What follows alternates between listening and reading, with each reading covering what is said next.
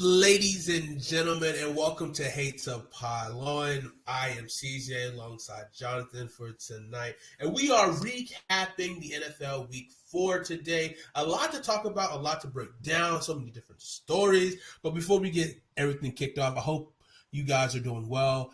If you would love to support this channel, go ahead and subscribe and follow to us on Twitch. And while you're in the spree of following and subscribing, go ahead and go follow us on Twitter, Instagram, TikTok, all of those things, and subscribe on YouTube. You can watch us live on YouTube and Twitch at the same time if you like. And then, if you really want to support us even more, you can go ahead and go to hatetopylon.com and you can buy yourself some of this merch here. You can be a chunky boy and support the show, and it would be greatly appreciated to help us continue to grow this show and do more and more bigger and better things. We'll greatly appreciate that. But let's go ahead and kick it off with this show. And but before I do that, Jonathan, how are you doing? Exceptionally well, CJ. How are you doing today? I'm doing great. It feels like it's been a while since I did this whole thing. I feel like I'm a little rusty. I got to see if do I still got it? Did I lose a step or whatever? It's feel like it's been a minute. You might have. Well, we have to see as it goes along. We do have to see.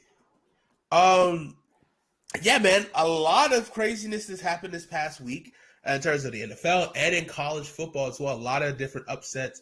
A lot of interesting games. But let's do a quick recap. Let's do a couple big games in college football, and then we'll go straight into the NFL.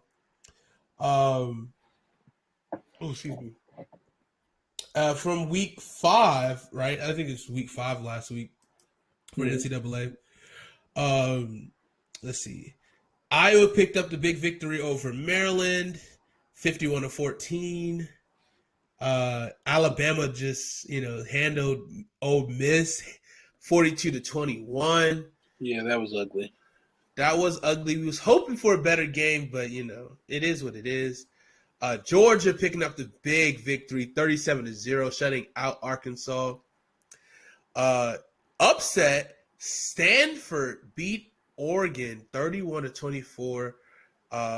Big shock to the system there. Penn State took care of business against Indiana, 24-0. Oklahoma, I don't know. They found a way to remain undefeated, squeaking past Kansas State, 37-31. I don't know how they're doing it. Cincinnati beating Notre Dame. Cincinnati played well here. Had a 17-0 lead at half. Never really it wasn't really too much in danger, to be honest. Cincinnati winning 24-13. Kentucky with the upset over Florida. Kentucky stays undefeated at 5-0, beating Florida 20-13. Big win for them. Who called that last week? I believe I did. I think so. It's a good pick. That's a good pick right there. It was a good pick. We got Michigan beating Wisconsin 38-17. Upset in the SEC, I guess, but maybe. Mississippi State beating Texas A&M 26-22. And I believe this is back-to-back losses for Texas A&M, so they're kind of spiraling right now. Mm-hmm. With the backup quarterback, Zach Calzada, my bad. That's tough. Speaking of tough, Coastal Carolina is remaining undefeated, 5-0, beating UNL Monroe easily, 59-6. Sheesh. Michigan State with another big victory over Western Kentucky, 48-31 there. Hawaii upsetting Fresno State. Fresno State had some momentum, getting some couple big wins in a row, but now they kind of let that get taken away by losing by 3 to Hawaii. We got Oklahoma State beating Baylor 24-14. Arizona State trying to squeak back into the top 25, beating UCLA 42-23, and Arizona State 4-1 right now. They had a big loss against I believe it was Oregon last week. It was a Pac-12 team. Or actually, it wasn't a Pac-12 team. Who did they lose to? BYU. They lost to BYU. But they're 4-1, undefeated in the Pac-12 right now. So maybe Arizona State moves up to 22 this week in the rankings. So we'll see if they can get some momentum, if Herm can right the ship, because especially with these losses by Oregon and the Pac-12 is a little shaken up right now. So we'll see. I mean, with that loss too by Oregon, it kind of drops their chances of making it into the college football playoff as well. But you never know.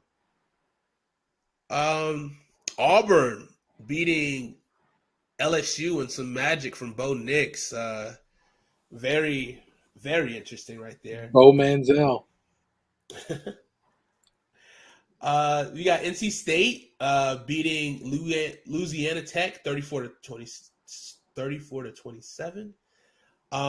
Wake Forest remaining undefeated, 5-0, beating Louisville 37-34.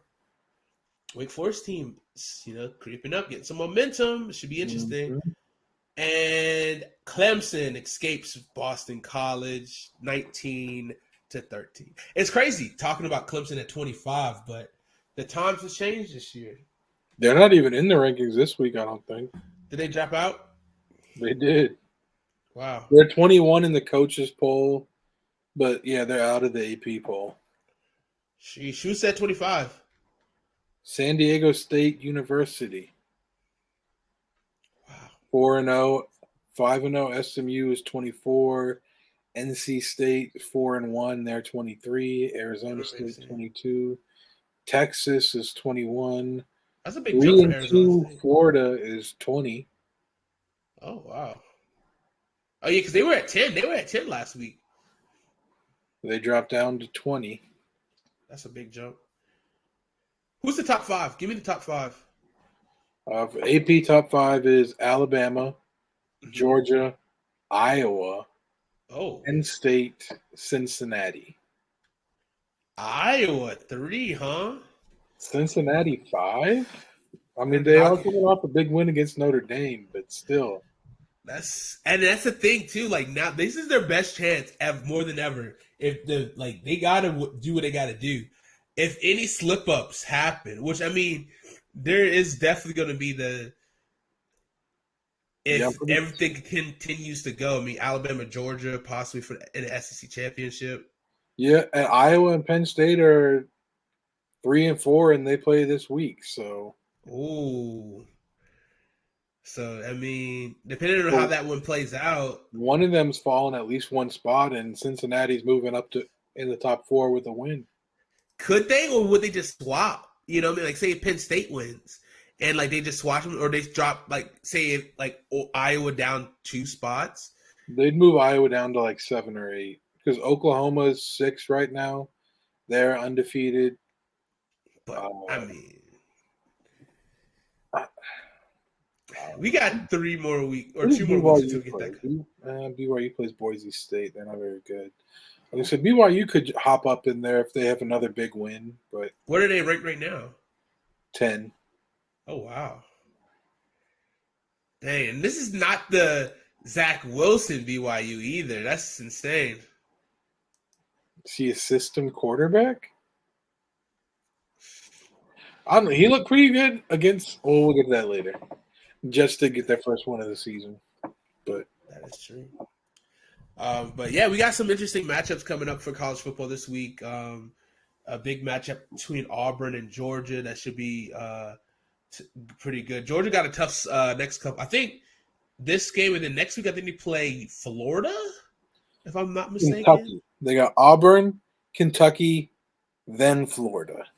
Oh, that's a tough stretch. That's 3 top 20 teams as of right now. And the thing too is like I don't know like how I feel about this, but like getting these big victories without JT Daniels is good, but I don't know, like I feel weird about it because like we want JT to get these big time experience, especially to get as you get closer to the end of the season.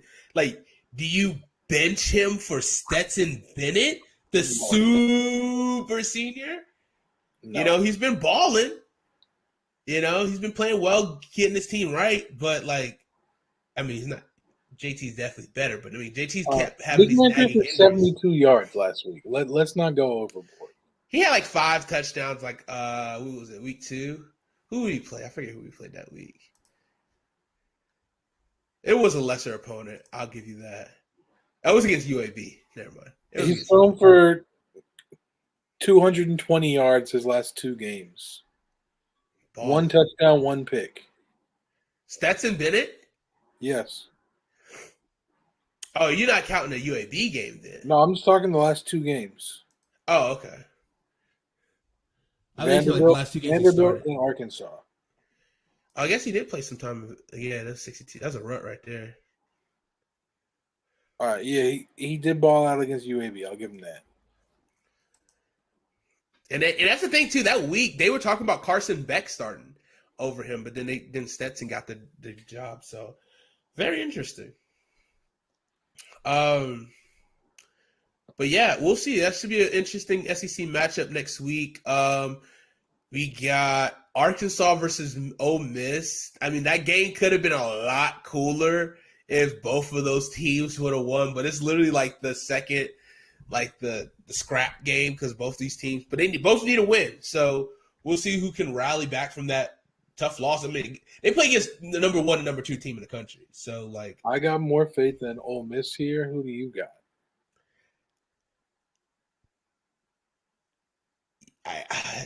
yeah, Ole Miss. I mean, they put up points. I didn't really see what was up with KJ Jefferson. I don't know. Did he play last week? He played your team. You didn't watch the game? I was driving. Yeah, he played 8 of 13 for 65 yards. Oh yeah, that's not gonna get it done. No. So yeah, I don't know. Maybe they lost their mojo. Hopefully not. But Ole Miss, that offense is electric. I think they'll get it back together. I mean, Arkansas's defense is pretty good, but it wasn't pretty good last week. So, There wasn't. yeah, I'm going Ole Miss here. I think Arkansas is kind of playing a little bit ahead of schedule. They're getting some good experience and kind of learning right now. But we'll see. Like maybe next year, because I mean KJ's a sophomore, so I mean they still got another solid year or two with him. They can start building. They're starting to build something in Arkansas, so we'll see what happens going forward. For sure. The line there is Ole Miss by 6. I think they cover that. Another good game. Oklahoma ranked 6 versus 21 Texas. Hmm. Oklahoma's 5-0. Texas is 4-1. This is the Red River rivalry game. So could this finally be the time that Oklahoma catches that left hook? You know what I mean? A game that also is kind of could be a sneaky good game. Stanford versus Arizona State. Stanford coming off that big victory, that big upset last week. Stanford's a sneaky good team, and they kind of got forgot about ever since kind of like the Andrew Luck years, and then they had it was Andrew Luck. What's another guy? They had Andrew Luck, Christian McCaffrey. They had some guys they turned out at like, and then it kind of flew on the radar, but I don't think they ever was bad. You know, they just wasn't that. Yeah. You know. So that should be very interesting to see if Arizona State can turn the corner and possibly make their claim for that Pac-12 title, because they are 2-0 in the Pac-12 right now. Stanford's 2-1, so that should be a very good game. Who you got in that game?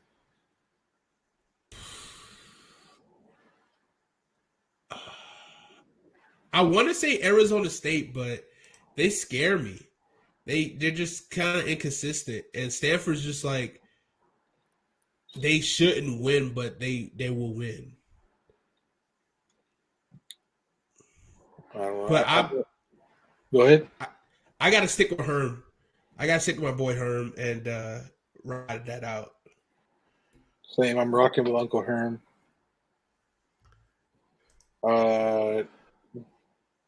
Did we do predictions for Oklahoma, Texas?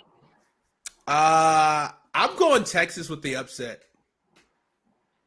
I could definitely see it. Is it hook 'em horns? Is it Yeah. this or this? I don't know. I think it's this. I think, yeah. Horns down.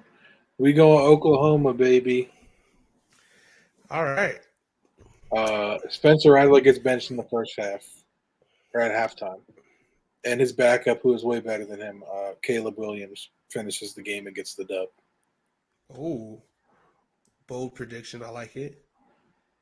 Let's see. Georgia and Auburn. Who do you got? Obviously, Georgia's going to win here, but the line is Georgia by 14 and a half. I, I mean, if that defense continues to keep playing stout, I mean, They they all just. are playing Bo Nix, though, so I think they might cover. Is JT Daniels playing? I don't know. If he is, they probably cover. Because I didn't even know that he wasn't going to play last week until like I heard game time talk.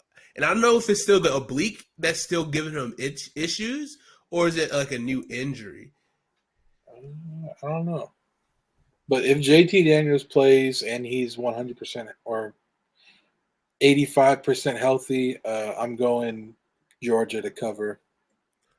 And it's in Auburn too. It is in Auburn, but I do not trust Bo Nix whatsoever. Last week's magic notwithstanding.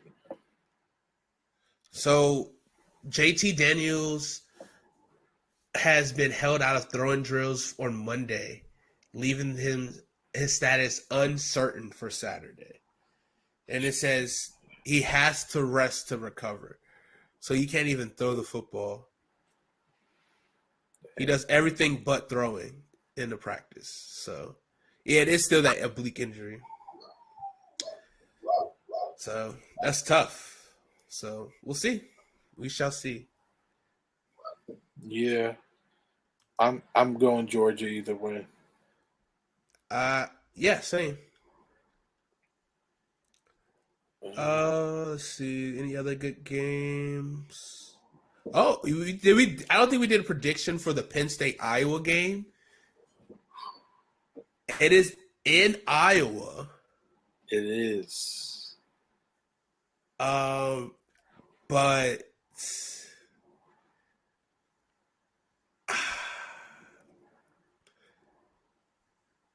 I think I'm gonna go with Penn State to get the victory here. Fuck Iowa. I was going to go with Penn State. But we can't agree on every game, CJ, so I guess I'll go with Iowa for this one. Okay. All right. How about one I don't more? feel good about it, though. I have a weird feeling about this game, and it doesn't make sense. Alabama, Texas A&M in College Station. Texas A&M just not doing well. Two bad losses. Did they figure something out this week? No, they sure don't. Did they bring Johnny Manziel into the game to bring that juju back? I mean, they might need to. Is he bringing Mike Evans with him? Maybe. Because they need a boat. I think this game will be closer than expected. That's what I'm predicting. I don't know. The line is Alabama by 17 and a half. I think You think A&M covers? I don't Because know. I could easily see this being like a 45-17 victory. That is also true. But yeah, I guess is their starting quarterback out for the whole season? I think so. Let me see if I can find some news on him.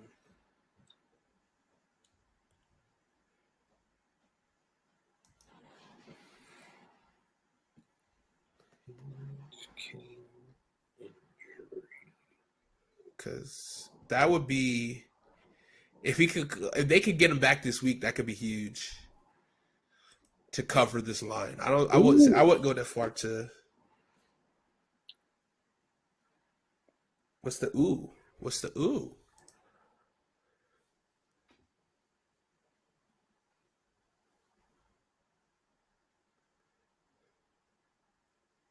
He might play against Alabama. He probably wants to. Like, I think any competitor will want to try to play against some of the best talent. I mean, it's a tough game to come back to first game, though. That's a Yeah, tough competition. he broke his ankle, had surgery, and was ruled out until mid-October. But this game is being played on the 9th, which it would be a little bit earlier than mid-October, but still perhaps possible for him to play. So that if they're going to get the upset, that would be a big reason why. I don't think they will. I'm just gonna say they'll cover. You think A&M covers? I'll say A&M cover. I'm going Bama. Oh yeah, Bama will definitely win. But okay, switching gears to the NFL. What a week of action that we had. So this past weekend, I was at a game. I was at the Atlanta Falcons and watched the football game, and what a game that was. I guess I could talk about. Yeah, I just go straight into it. I'll go straight into it. It was cool seeing my team play live. Atlanta Falcons Stadium is very beautiful, comfortable seats, approved by a chunky boy. I didn't feel clustered or claustrophobic whatsoever, so that's a big plus for me. Nice. I mean, it was really nice, and to be able to taunt and talk shit to Falcons fans as they do what they do best, and that is blow a game. Straight choking out here. It was beautiful. And yeah, it was tough back and forth. Cordero Patterson balled on our defense, and I had him on my bench. You hate to see it. You hate to see it. I think I have Cordero Patterson in both my fantasy leagues too now. But I mean, I had a feeling that he was going to be used more into the passing game. But just what I saw for a lot of is that Washington was kind of moving more to single high safety looks with like Bobby McClain playing that single high safety. And then I saw a lot more of Landon Collins in the box at safety too. So they're mixing up some looks, which is good. Defense, I mean, they did enough to win.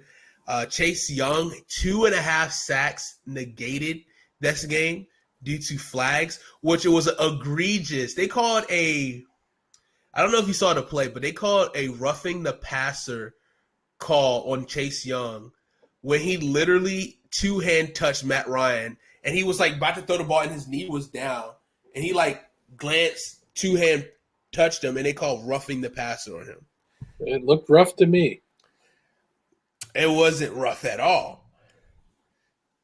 It was terrible calls. But it was back and forth calls definitely for those. It was a few pass interference calls that kind of went both ways. They were kind of touchy feely. But you know the refs did their thing and how they how like refs balance the game out. So if they throw a bad call on one team, they'll try to make it up for it on the other end. And I definitely saw that in this game. Luckily, it fell for the Washington's favor. A lot of injuries coming out of this game, and you don't want to see it. Torrey McTyler, he tore his ACL. He'll be out for the season. Logan Thomas is dealing with a hamstring issue. John Bostic looks like a pectoral injury, so he's going to be out for the rest of the season. So what this means is that we're going to see Sammis Reyes get activated from practice squad. We're going to see possibly a signing at corner. Maybe might see Troy play, especially because McTyler was already filling in for St. Juice, who was out with a concussion this week. So hopefully he can come back this week. Khaleke Hudson will get some opportunities to play, to suit up. And Jamin Davis will be forced into the starting position to get, to kind of just dive straight in, which is, I'm okay with that. Like let's learn, let's get him playing, let's get him comfortable, let's do it, let's throw him into the fire. John Bates and Ricky Seals Jones are going to have to step up. And I like what I saw so far this year with Ricky. Like I think he made some pretty good catches, Ricky's especially good. he is pretty good, and so I'm excited to see him get some more opportunities to play, and then especially if we're going to do 3 tight end sets, see if Samus what he can do, and see if he's ready to play at all, possibly. He's Also, oh, Brandon Sheriff also was down with the injury, so you know what that means. It is time for Sadiq Charles to get his opportunity. I don't know if he's going to be filling at a right guard, but most likely he might be filling in at right guard for Brandon. So we'll see. We'll see what they decide to do there this week. But a lot of injuries, and some stats to be hopeful about is that the Washington Football's offense is performing top 10 over the last couple of weeks. I think averaging 25 points a game. Offensive line giving up the third least amount of sacks so far this season. So there's some positives for sure. The defense just has to catch up and figure it out. If we can kind of hold this thing together, we'll see where we're at in December. I'm cautiously optimistic, but Falcons stink. Anyways, correct. next game, let's talk about. Let's start on Thursday night. Thursday night football. Cincinnati Bengals picked up the victory over the Jacksonville Jaguars, and we all know all the drama that's going on right now with Urban Meyer. I mean, Urban Meyer. I think this is my big brain. I think this is what Urban Meyer is really doing. I think he's like, I can't use the same health scare reason to get out of a job because I have to take a year off, right? He wants that USC job, dude. I'm telling you now, Urban Meyer is going to be the USC coach by December. Can USC hire him though after he's been found? All right. The other thing that came out today, late last night, maybe, is that this might not just be a random girl to Urban Meyer. Oh, I didn't know that. Please She talk more. she works for New Horizons Media Group, which they were hired by Urban Meyer for the grand opening of his bar and restaurant that they were at last night. So they've known each other since at least June. She was there for the opening. So they may have been in contact throughout that time period. So this might not be a one-off thing. This could be a recurring thing. She did go to Ohio State.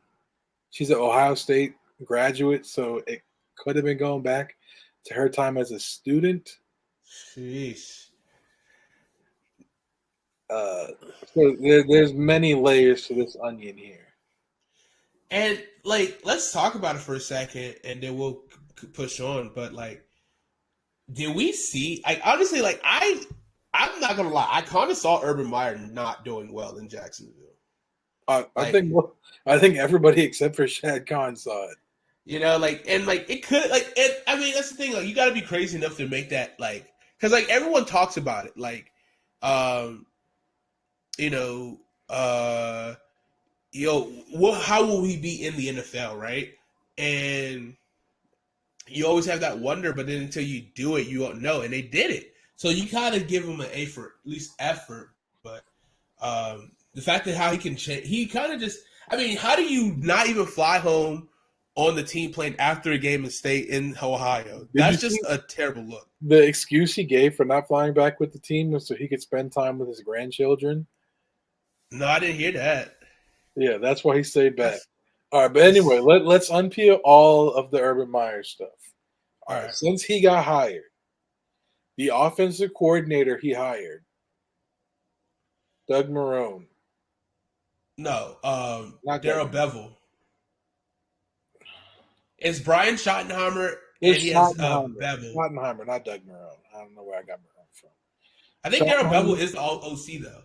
He is, but when he hired Schottenheimer worked at Georgia when Georgia was recruiting Trevor Lawrence. And Schottenheimer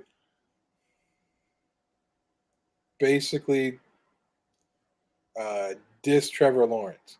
Like he was in there looking at Jake Fromm or Jacob Eason, I think, at the camp. Left Trevor Lawrence outside, couldn't get into the camp. When Trevor Lawrence finally got in the camp, he said, "Where were you?" He said, "I've been in line for an hour, like an hour and a half." Then, when Trevor Lawrence did get into the camp, he outplayed Eason, and then they didn't give him an offer. So they made Jeez. him sit outside for an hour and a half, got in late to camp. Then, when he did get in, they let him leave without an offer. So, not a good relationship there. That's why Trevor Lawrence didn't go to Georgia. He went to Clemson instead. Then the strength and conditioning coach they hired, one, history of racist comments toward players, and also literally worked the players to the point where they needed medical care because they were that injured. I forget what the condition is called. It's like rhabdomyosis or something. Let's see if I can. That doesn't sound good. Also something. Well, it's kind of funny that they hired. I don't know which order it was, but they have two guys who both were in the OC in Seattle, and one replaced the other, and now they're both on the same staff. So I'm pretty sure. I think Brian Schottenheimer replaced Darrell Bevel in Seattle, or vice versa, and now they're on the same staff. So that's just like bad. Correct. Like the staff that he put together, like, is not a good staff. Yeah. Rhabdomyosis is a condition in which damaged skeletal muscle breaks down rapidly. Uh, Basically, their bones started like disintegrating into their bloodstream How the because fuck they does were that being. happen? Ask Chris Doyle. Jesus, that's So insane. yeah, this happened to multiple student athletes under his care at Iowa. Um, so he was fired a day after they hired him. Well, no, not fired. He resigned a day after he was hired. Hired. Then Urban wouldn't commit to Trevor Lawrence as a starter. He insisted on it being an open competition. So Trevor Lawrence split first team reps with Gardner Minshew all summer before Gardner Minshew was eventually traded to the Eagles. So Trevor Lawrence didn't get all the first team reps.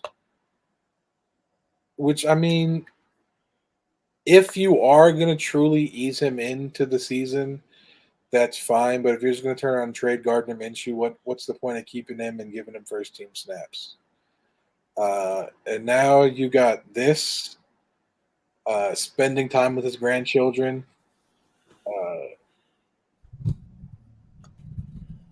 but actually going to the bar he owns and grinding on what could perhaps be his 24-year-old mistress. I don't know if you saw her name, but it's classic. It is Cayman, Nebraska. That's her name. That's her name. That's insane. It That is can't be insane. real. That can't be real. It I is. refuse. That can't be real. It definitely sounds like a fake name, but that's her name. Well, She's maybe. 24-year-old graduate of Ohio State, where Urban Meyer used to coach. Yeah, Urban. I mean, he's unless he does some miracle, he calls in Tim Tebow to call a prayer for him or something like. Oh, that was the other thing he did. Was he brought in Tim Tebow earlier in the year? Invited That that was whole a big circus. fail. Yeah, but it's just like will this stain his coaching career? Because like I feel like a lot of his antics late is kind of like ruined that like prestige for Urban Meyer. Oh, Unless he just does like another Nick, like not necessarily like a Nick Saban thing, but like go back to college and just kind of win crazy. But like I don't think he had that like that juice. Or did he? I think he won an Natty in like 2016, right? I think that yeah, was his they last. won Well, not 2016. It was like it was round the that time. Cardell Jones one. Yeah, 2014. Then that was a while ago. Was it That was before.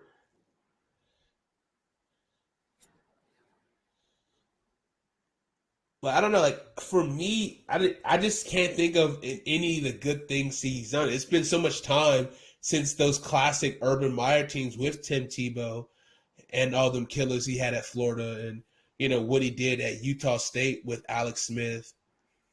Like it's been so much time to where it's just like, is he single handedly ruining his reputation right now? Especially if I feel like he's probably I don't say a miracle if he makes it through the season, but like even still after the season, I would consider other options. Yeah, I definitely don't think he's coming back for a second year. He's already over 4. He's got the issues we've laid out. I don't think he sees year 2. The question is, does he make it to the end of year 1? And it depends Bobby Petrino.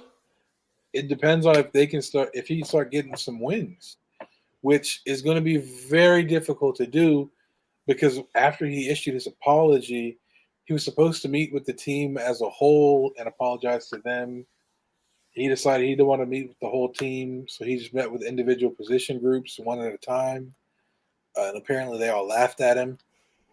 So he's lost the locker room. He might just leave. Because what Bobby Petrino made it 5 weeks, and he just left. I feel like it was 6. Let's see. Bobby Petrino, Falcons. Which is just like insane.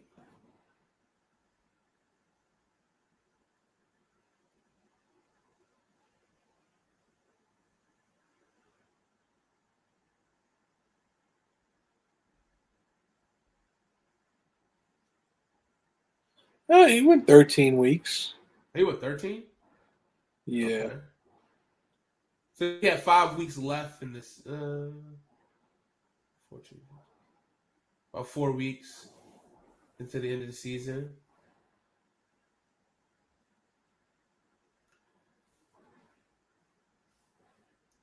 I mean, still, that's so far into the season to just quit. That's wild to me. It is, but we'll see. He's got to rack up some wins to stay, and it's hard to win if your team doesn't respect you or want to play for you. So and then also we didn't talk about how he openly said that he wanted Kadarius Toney when he drafted Travis Etienne. And you still had James Robinson, who had 1,000-yard season in his rookie year, cheap on your team. So Correct. It's just made a mess. He's made a mess so fast. And the Jacksonville Jaguars job was like a sexy job because you had over $100 million in cap space with amount of draft capital, and you give it to Urban Meyer to just, this is going to sound crazy. I would have rather given Billy O'Brien this opportunity than what fucking Urban Meyer's been doing right now. Because at least Bill O'Brien found a way to win and go to the playoffs somehow. But he also had Deshaun Watson. So it's kind of a similar situation. You get another Clemson, stud quarterback. I mean, it was Deshaun Watson, Nuke, and J.J. Watt. The Falcons have Trevor Lawrence. I mean, they have some talent at wide receiver. Don't get me wrong. It's not like they're bums, but DJ Shark is out for some time. Laviska Shenault has mostly been a non-factor this season until this past week. Marvin Jones has been good, though. He has been there.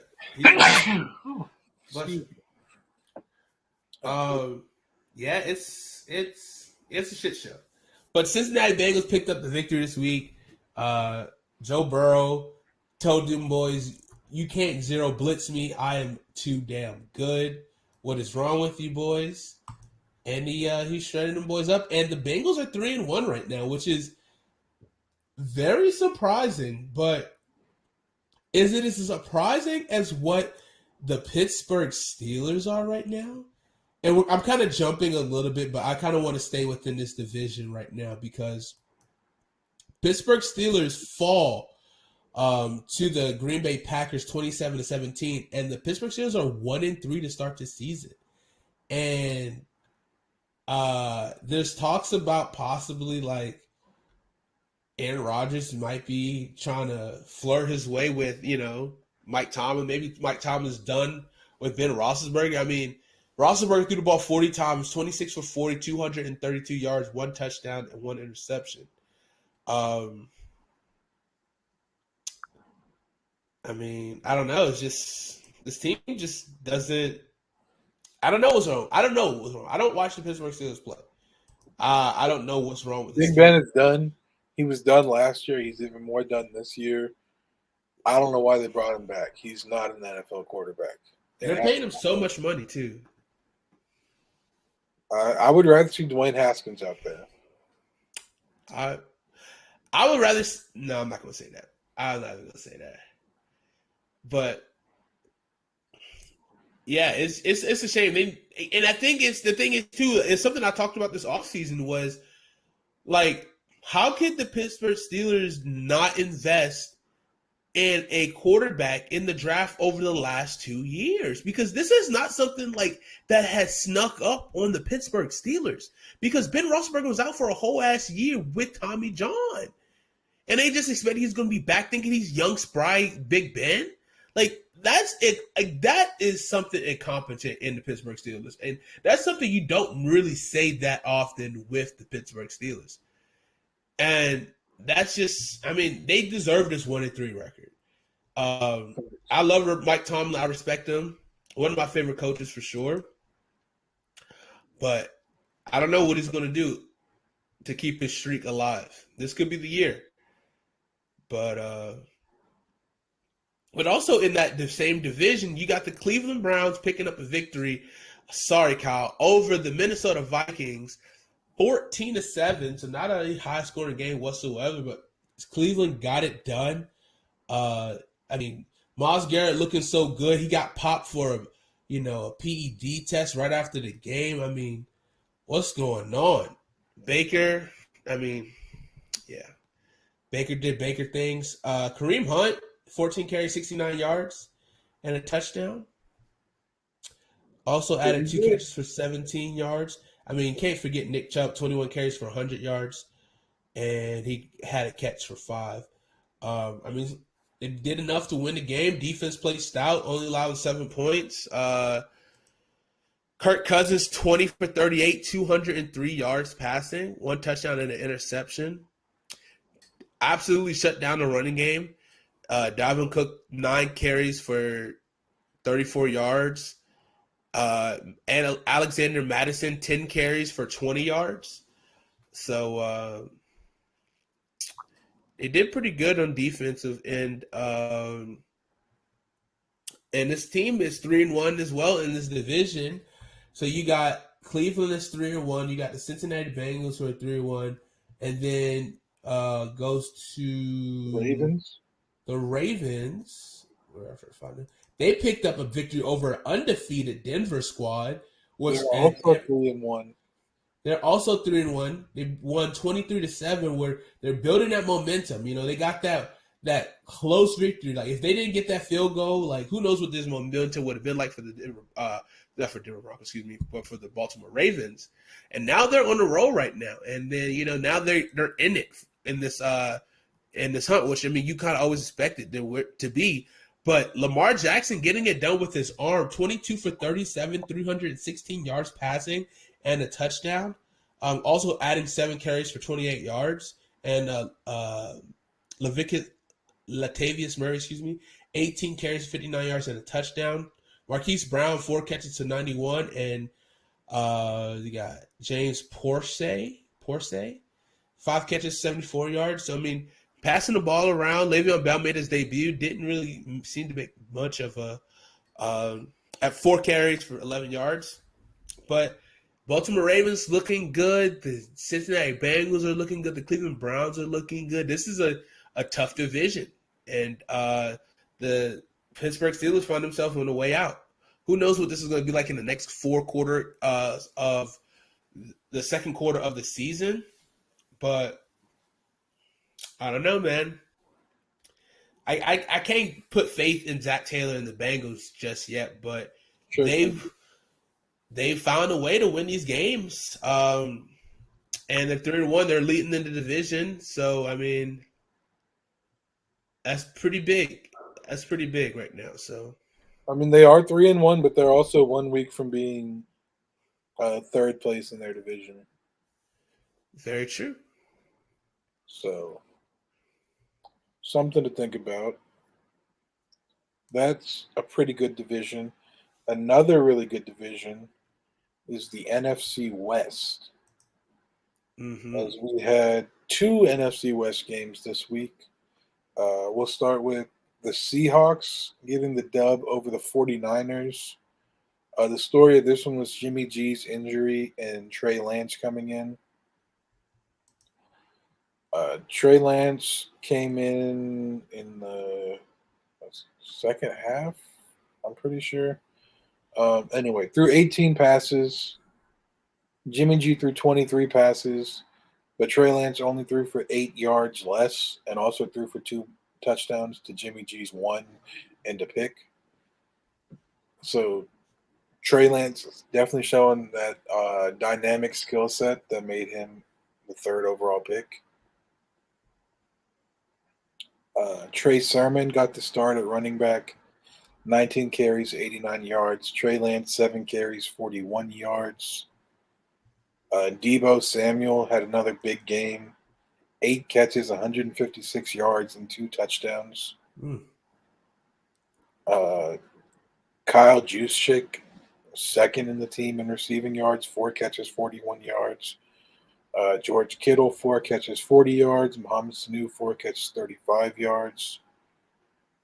So basically just Deebo.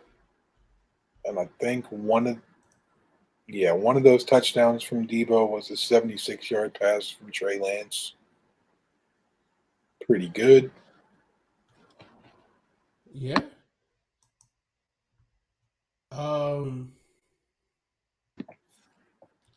This is also an interesting team. Like, I mean, this division is tough. And see, the Steelers should have at least followed the foundation of what the 49ers are doing. You know, even though they want to stick with their quarterback right now, but they invested in the future, and they got a stud. They were aggressive, you know, and that needed to be done. And the Steelers just really, and the thing is too, like Steelers kept taking flyers on like 3rd or 4th round quarterbacks over the years for Ben Roethlisberger, just think he's going to be the guy. And you know, this offense is not really clicking. I mean, they got weapons. They're trying to build. I think they're like doing like a pseudo kind of like rebuild, you know, in a weird way. But because they need to get that offensive line back, they you know, so maybe they're just buying their time. Maybe they're tanking a little bit so they can kind of get some better draft capital to get a quarterback this year. Who knows? Maybe they're trying to take a flyer on like a guy that might be getting kicked out, maybe like a Jimmy G or I don't know who else, but I don't know. It's not, I don't know. Steelers stink, but Seattle picked up this big victory here this week over the 49ers, and this division is pretty tough, especially the way that the Cardinals have been playing football, and a big victory they got over an end rival team against the Rams. And honestly, like I saw the Rams kind of continue to stay rolling in this game. Both teams were undefeated headed into this one. Some team had to lose, but I mean, Kyler Murray said it's not going to be us, and he 24 for 32, 268, 2 touchdowns, no interceptions. Chase Edmonds was running the ball hard, 12 carries, 120 yards. James Conner, 18 carries, 50 yards, and 2 touchdowns. They got a nice little 2 running back system going right now. I mean, AJ Green was eating five. What was it? Eating, but like, I mean, he's spreading the ball. I mean, Kyle is spreading the ball around. I mean, AJ Mhm. Green, DeAndre Hopkins, Max Williams, Rondell Moore, Chase Edmonds, James Connors, and Christian Kirk all got into action today, that day. Um, so I mean, he's looking good, looking fine and dandy, and the Cardinals was able to stop the Rams enough.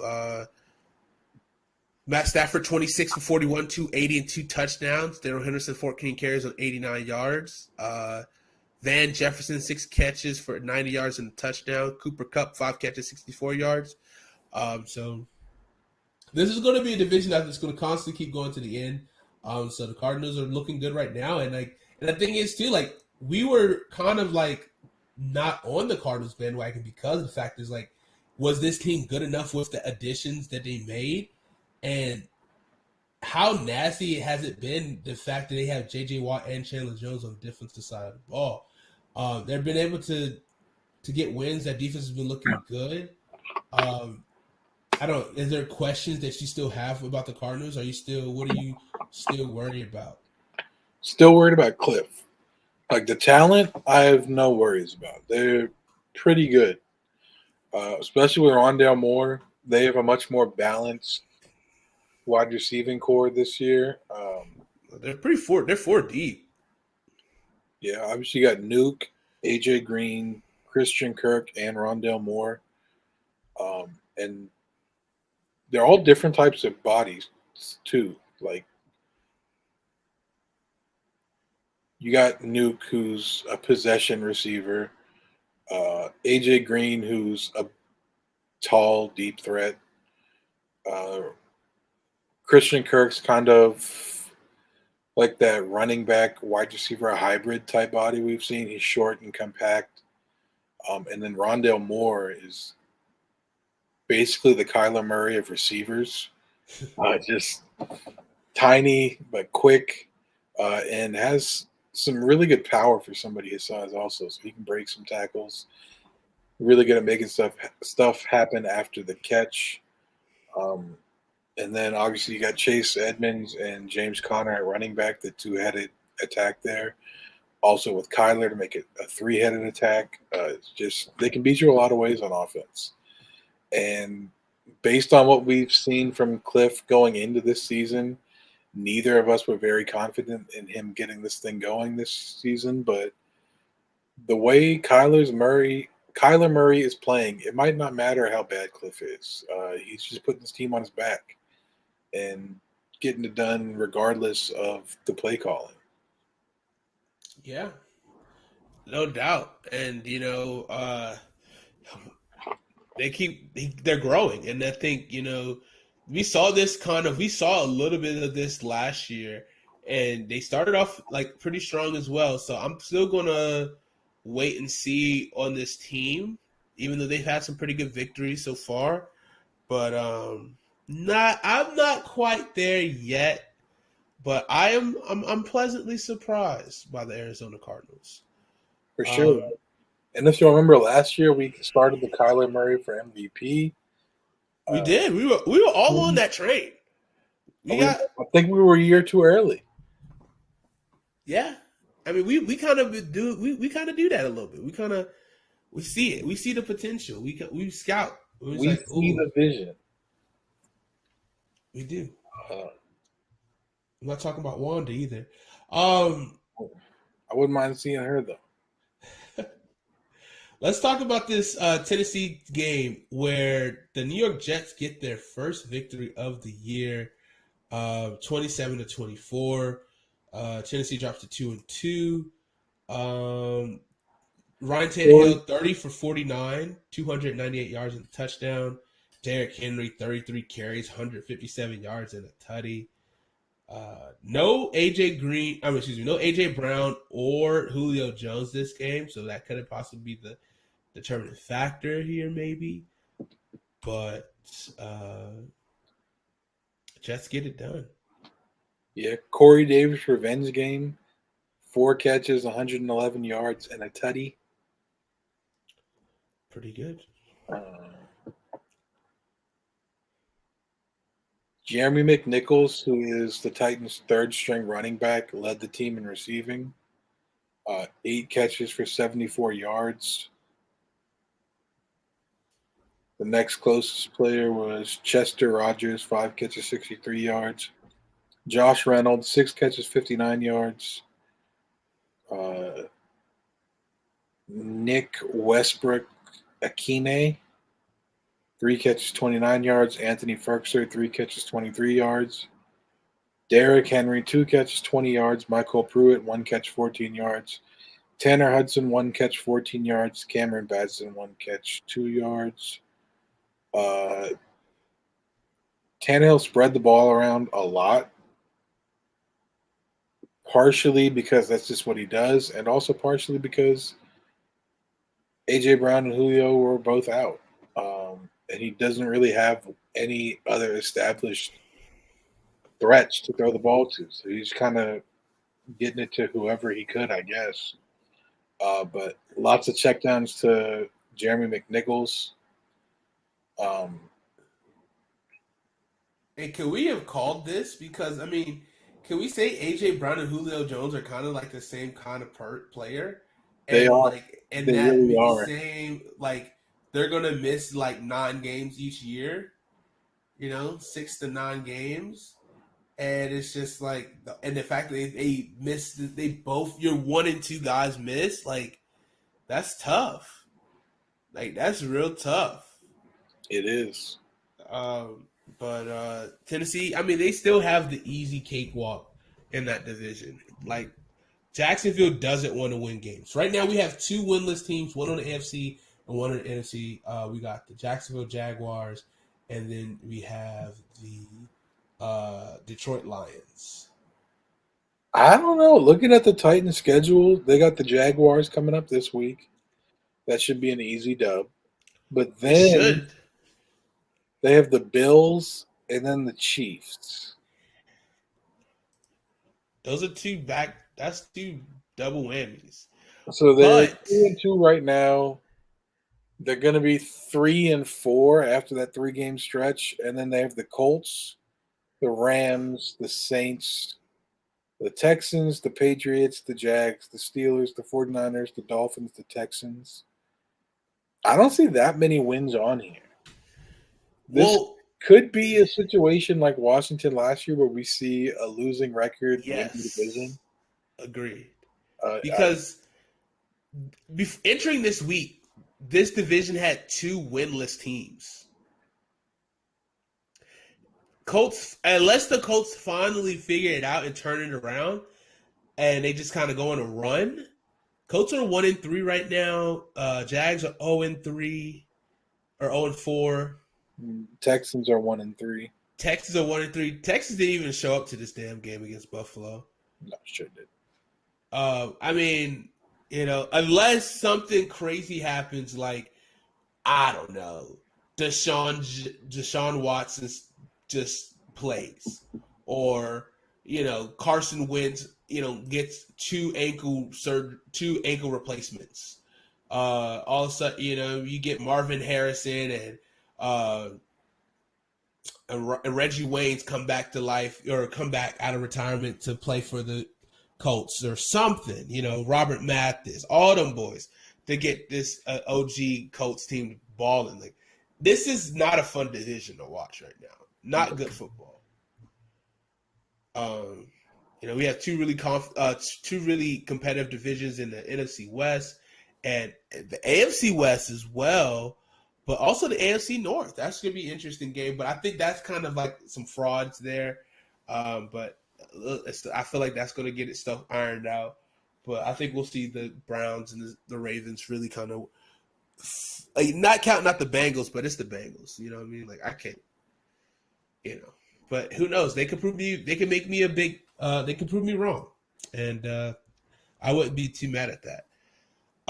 Let's talk about this Houston Texans game real quick. What can you say about the Houston Texans? Is that, hey man, that's it.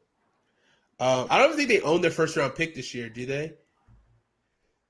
They do, I believe. I think. I don't know. Davis Mills, what a game that he had.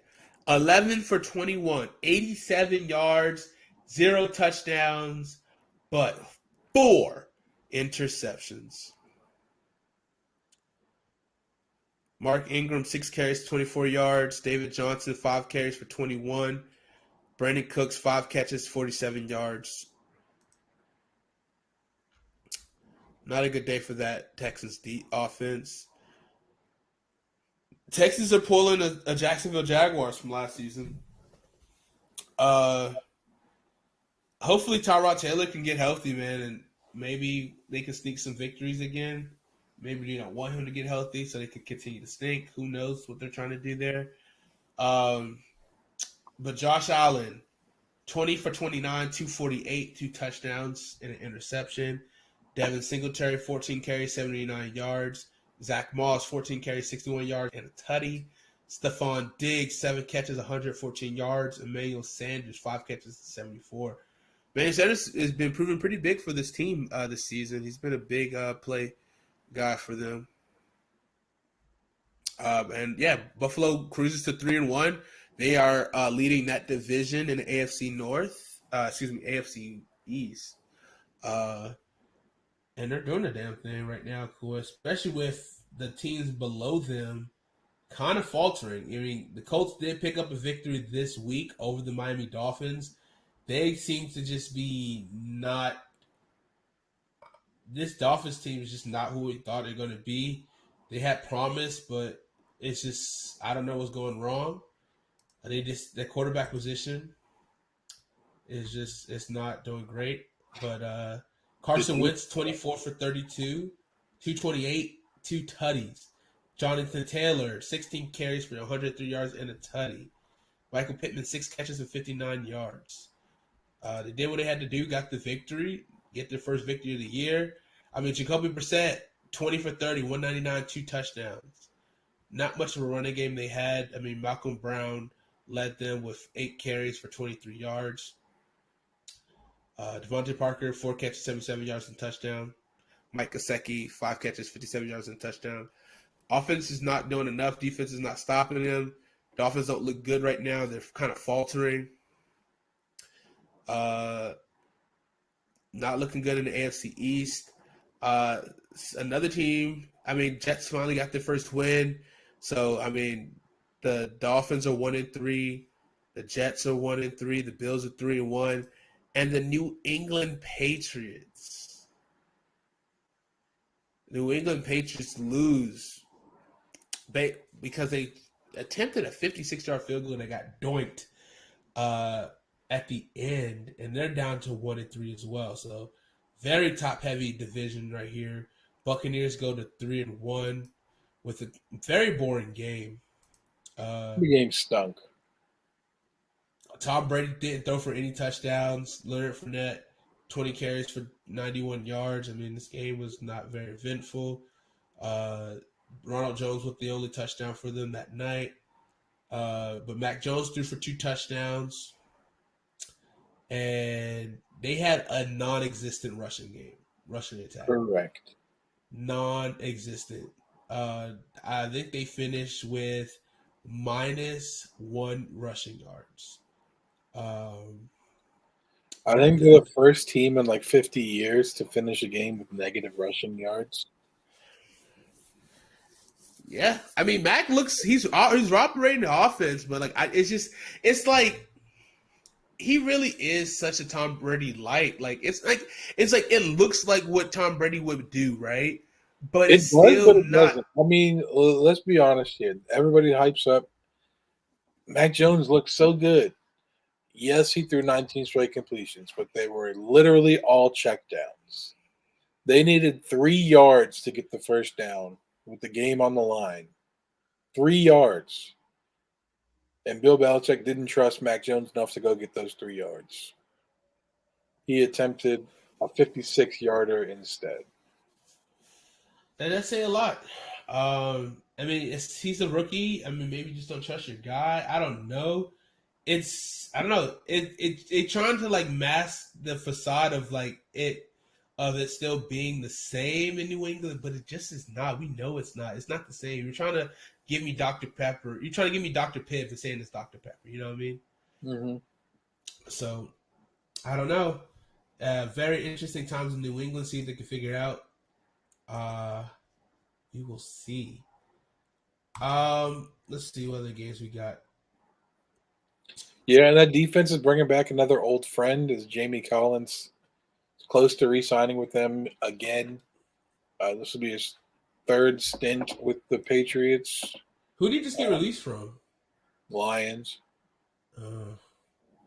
Interesting. Drafted by Patriots, went Patriots to the Browns. Is he a Mike or is he an outside backer? Did he play both? He's outside. Interesting. But Jalen Smith is a Mike backer. Correct. We need him. Panthers might need him more. Shaq Thompson hurt his foot. He's out for, I think this is week to week. So probably at least a week or two. But we don't really have any depth outside of our starting linebacker, Shaq and Jermaine Carter. So, I mean, Cowboys fans kind of hate Jalen Smith. They say he's overrated. He's a bust, yada, yada, yada. But I think he's going to have a pretty strong market now that he's been released. Yeah, I mean, there's a lot of teams right now dealing with injuries, especially at that linebacker position. And a guy who has experience, I mean, that's very pivotal. Mm-hmm. Let's talk about the Kansas City Chiefs. Kansas City Chiefs picking up the victory over the Philadelphia Eagles, 42-30. Patrick Mahomes thrown for 5 touchdowns this game. Taking care of business, you know. He did throw an interception, 24 for 30, 278, 5 touchdowns. Clyde Edwards-Helaire, 14 carries, 102 yards. Tyreek Hill, though, what a game. 11 catches, 186 yards, 3 touchdowns. Sheesh. Yeah, it was not fun playing against him in fantasy this week. Yeah, especially if you have Travis Kelce, 4 catches for 23 yards. Come on, where's the love? Did have Travis Kelce. I was very disappointed. Even though Jalen Hurts did put up pretty respectable numbers, 32 for 48, 387 yards, 2 touchdowns. He also led the team in rushing with 8 carries and 47 yards. Devontae Smith, 7 catches for 122. Zach Ertz, 6 catches for 60 yards. My boy Kenneth Gainwell, 6 catches, 58 yards, and 3 carries for 31. And a touchdown. I mean, I don't know, man. I don't know. Eagles team is interesting. I think this offense could be good. Yeah, I don't know. I do not know. But they fall to 1-3. The Chiefs climbed to 2-2 on the season and still in last place of the AFC West. Which just sounds insane to say, but I mean that's a tough division right now. I think the Browns could be falling. I mean the Broncos could be falling soon, but we shall see. The Giants getting their I think first victory of the season as well. A lot of teams getting their first victory this year, starting to right their ship, but beating the Saints. So the Saints going to go back-to-back in the NFC East. And they got Washington next week, but Saints losing to the Giants 27-21. Daniel Jones throwing for 400 yards and 2 touchdowns. Also adding 27 yards on the ground. Saquon Barkley, 13 carries, 52 yards, and a touchdown. Kenny Golladay, 6 catches, 116 yards. Let's see. Kadarius Toney, 6 catches, 78 yards. So he's getting more targets after, quote-unquote, complaining. John Ross, 3 catches, 77 yards, and a touchdown. Mm-hmm. So the Giants pull off a victory, get their first victory of the year. Jameis, 17 for 23, 226, and a touchdown. Alvin Kamara, 26 carries on 120 yards. Taysom Hill with 2 rushing touchdowns. So I mean, Saints. I mean that offense. They're trying to be as creative as possible to get the score, but it's just not the same Saints offense that you're used to seeing. But I'm very interested to see how the Saints finish off the season. Will they try to keep going, possibly finish like at an 8-9 clip or 9-8 clip? We'll see. I mean, I love Jameis, and he's been playing well, but it's just tough with the cast of crew. Will he get Mike Thomas back this year? Will that make a difference? We shall see. We shall see. Also, their offensive line is a little bit banged up. I think that will help out Alvin Kamara a little bit. But yeah, that offense is not looking anywhere close to what we saw week 1 against the Packers. And the Giants, Loki, Daniel Jones has been playing pretty good. 400 yards in this one. He's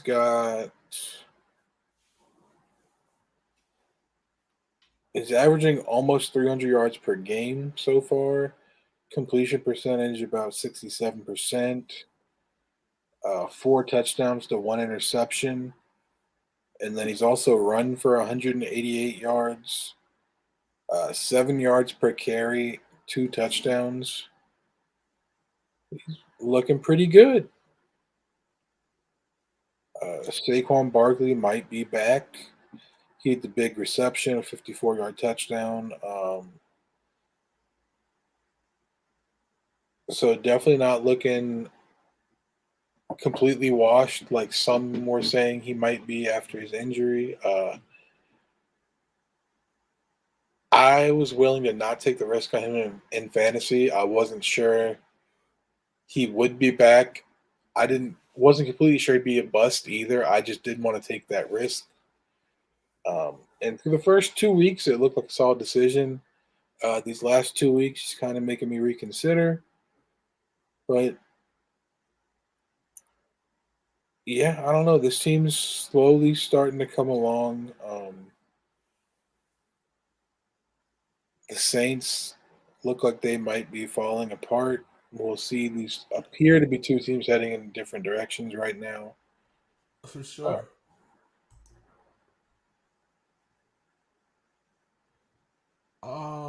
Let's continue in the theme of the NFC South versus the NFC East.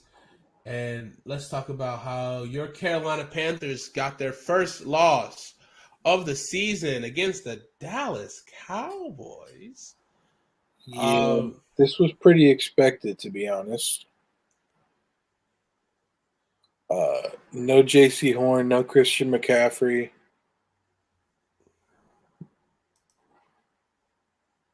Not having your number 1 corner. Actually, your top. Ooh. Not having 3 of your week 1 starting DBs against Dak Prescott, Amari Cooper, CeeDee Lamb. Not ideal. But CJ Henderson, who we just traded for, shadowed Amari Cooper for a lot of the game, and did pretty well besides the touchdown, the 35-yard touchdown. Is he wearing 29? Yes. Okay. Is it 29? Hang on. I could be wrong. Let me double check.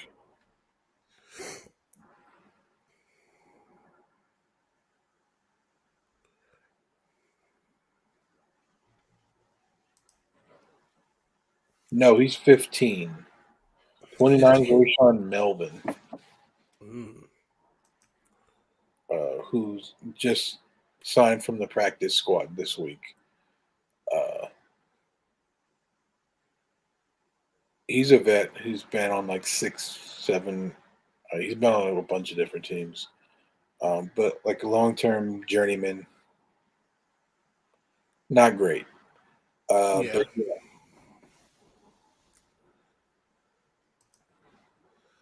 Who do you guys have next week? Next week we have the Eagles. I was thinking Vikings, but Vikings is 2 weeks away. So we got the Eagles, which should be a very winnable game, but the Cowboys, we just fell short. Shaq Thompson got hurt and was playing with a messed up foot. The Cowboys' offensive line is just stout, and then especially with them having Tony Pollard to rotate with Zeke, we just couldn't stop the running game. Let's see, they averaged 7.2 yards per rush. Tough to beat a team when you let them rush for 250 yards. Yeah. What he did. The score makes it look a lot more respectable than it was. I mean, it was a close game at halftime. The Panthers were up 14-13, but then the third quarter came. Missed field goal gave them a short yardage, short field. Then 2 picks from Sam Darnold gave them also some short field. So they scored 3 touchdowns in 8 minutes. So a quick 21-point swing from 14-13 to 14-33. Yeah. That's tough to overcome. They also added a field goal at the beginning of the fourth quarter. So in less than a quarter's worth of play, they scored 24 unanswered points. Tough. Yeah. The good news is DJ Moore is a stud. 8 catches, 113 yards, and 2 tutties. I have my 2 fantasy teams. We'll take it. I have him on my fantasy team too. You want to trade him? No, I'm okay. I got DJ Moore and Terry McLaurin on the same team. Come on, son. Studs. One of them is. Yeah, Terry is. Man, scary. This man had 2 tutties too. That man's about to start losing his targets to Curtis Samuel. You know who didn't lose targets to Curtis Samuel? DJ Moore. You know who didn't lose any targets to Curtis Samuel? Terry McLaurin. He actually lost a lot to him at Ohio State. Yeah, but this is not Ohio State. This is his team. Curtis is just living in it. Yeah, we'll see. Let's go into our last 2 games. We got Detroit losing to the Chicago Bears. Bears going to 2-2. Jared Goff throwing for 299 yards and 2 tutties. Jamal Williams 14 carries for 66 yards. Quintez Cephas 4 catches for 83 yards. Amon Ra St. Brown 6 catches for 70 yards. Starting to finally get some targets there. Justin Fields 11 for 17, 209 yards, interception. But David Montgomery 23 carries, 106 yards and 2 tutties. And Damian Williams with the 3rd touchdown, 8 carries for 55 yards and a tutty. Darryl Mooney 5 catches, 125 yards. Pretty good day for him. Yep, they finally got him going. Yeah, it looks. And Allen Robinson only got 3 targets, but caught all 3 of them for 63 yards. I mean, Justin Fields is starting to get comfortable. They And the get Lions dubs. stink. The Lions still stink. So yeah, there's not much to say about that. We'll see how the Bears continue to progress. I don't think it should be interesting as Justin Fields gets more comfortable, and we'll see what happens. But let's talk about this Monday Night Football game where Justin Herbert, man, this man is good. He's so good. The weather delay actually screwed me up. I fell asleep and missed this entire game. So that was fun. Justin Herbert had some good throws. I mean, looking good. I mean, Austin Eckler is just run strong. I mean, he's a strong ass runner, and I mean they handle business. I mean, Justin Herbert handled his damn business. 25 for 38, 222 yards, and 3 touchdowns, all in the first half. Um, also, Eckler, 15 carries, 117 yards, and a touchdown. Jared Cook, 6 catches for 70 yards and a touchdown. And yeah, I mean, they were doing the damn thing. You know But who then the was not? Raiders, Mike Williams. I needed 18 points from this dude. He got me 2. yeah, he gave him a After really great. averaging like 30 points for the first 3 weeks, this man put up 2. 2 points! Hey, balance, man. You can't have every week great. I'm sick. But the Chargers get another big victory. They're 3-1 this year. And now the Raiders got their first loss. Very interesting race in the AFC West. We'll see. And will this be the fun? This will be the turning point for the Raiders to start to crumble. Um, History would say yes.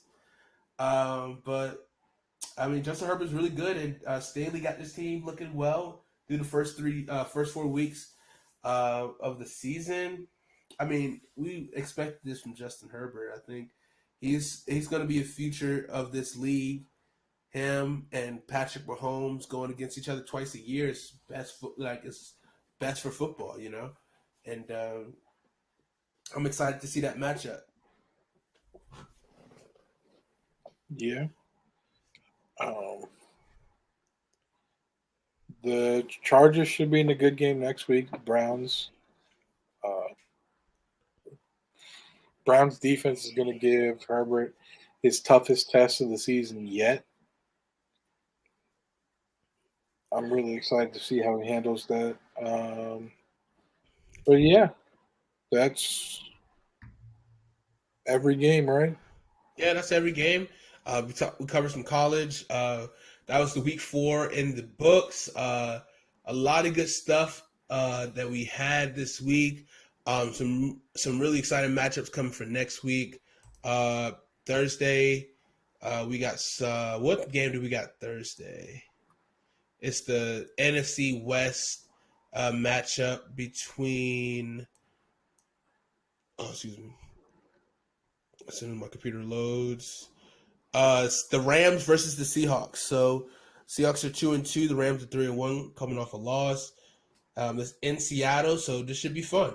Can the Seahawks hand the Rams their second consecutive loss? We will find out in 2 days' time. But Vikings played the Lions.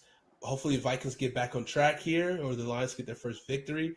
Washington plays the Saints.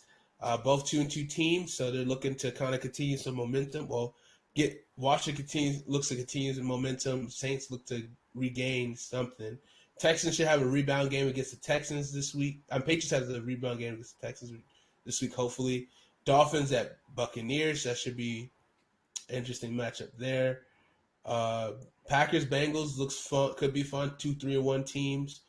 Can Broncos kind of get back on track against the Steelers? Panthers play the Eagles this week. This should be a get back game, but you never know. We talked about the Browns Chargers. 49ers and Cardinals would be a fun game to watch as well, depending on who's at quarterback there. But the Sunday night game might be the game of the week. You got the Buffalo Bills at the Kansas City Chiefs.